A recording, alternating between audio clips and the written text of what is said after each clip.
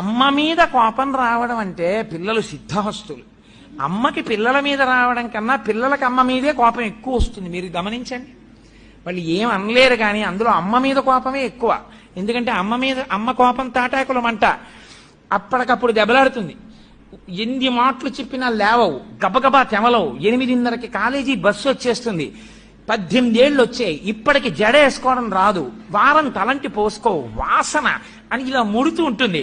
ఇలా వెనక నుంచి గబ గబ గబ గబ దువ్వి తన జుత్తులో దువ్వెన పెట్టుకుని ఆ దువ్వెన తీసి గబగబా దువ్వి జడేస్తూ ఇలా పెట్టుకుంటూ ఆ పువ్వులు పెట్టేసి ఆ పిల్ల కోపం నాకేం అక్కర్లేదులే, కాలేజీ క్యాంటీన్లో తింటానని క్యారేజ్ సర్దుకుంటుంది. మళ్ళీ కడుపు గుడగొడలు ఆడుతోందంటావు, మీ నాన్నలా నీ కడుపు మట్ట వ్యాధి ఒకటి రా అని గబగబా కాస్త పెరుగు అన్నం కలిపి నేను పెట్టేస్తానులే, నువ్వు బాక్స్ సర్దుకో ఈ లోపల అని గబగబా గబగబా ముద్దలు పెట్టేస్తాను. తిట్టినా